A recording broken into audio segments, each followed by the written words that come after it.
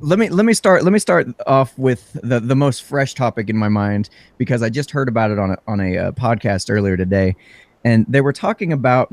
I only heard about it in a brief little snippet, but it really stuck in my mind. Let me see what you think about this.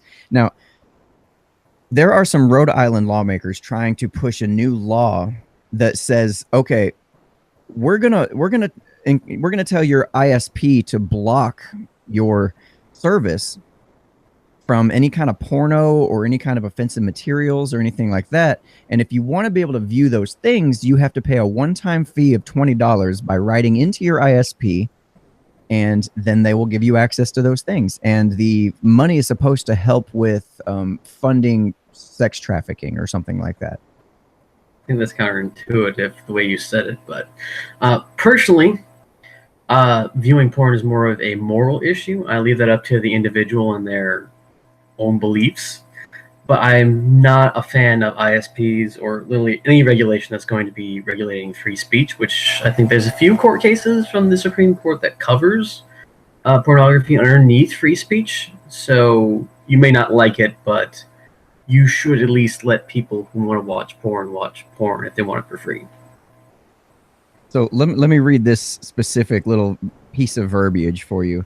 Let's see. This is from the State of Rhode Island General Assembly, and it says, this act would require internet service providers to provide digital blocking of sexual content and patently offensive material.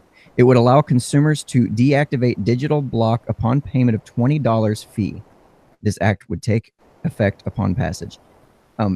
For me, the key phrase in that whole thing is the patently offensive material. And I think that's a huge problem because, well, how the hell do you define patently offensive material?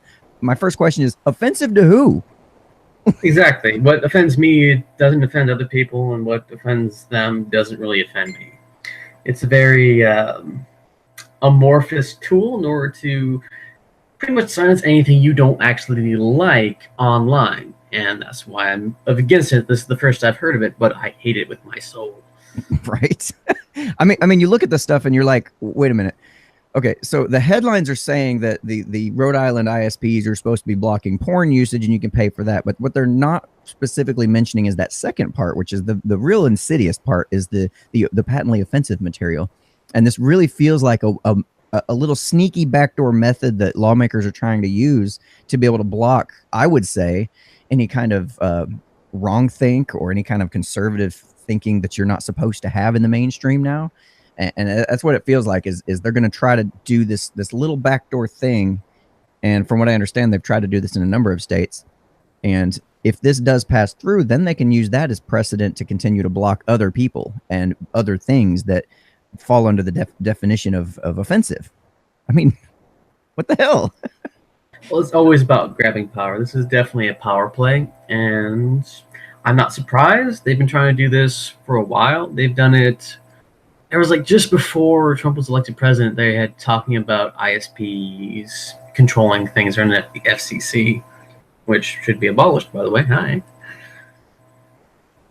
So, my friend Nicole here, she says, I don't mind opting in to donate to traffic prevention, but censorship enforced by your ISP is shady ground. And I completely agree. Like I said, that just seems like a really sneaky backdoor way of trying to get something through that could eventually end up in federal court, you know. And I don't see how this doesn't go against your First Amendment, except on the grounds that your ISP might be considered a private entity and has if the ISP were designing this by itself, I'd probably be moderately okay with it because they are a private entity. You are paying for terms of service that can't change at will according to the ISP, which you've agreed to. However, this is legislation coming from New Jersey and other states forcing a private entity to enforce a public morality. It's kind of freaky is, I think, the word that I'm thinking of. Anyway,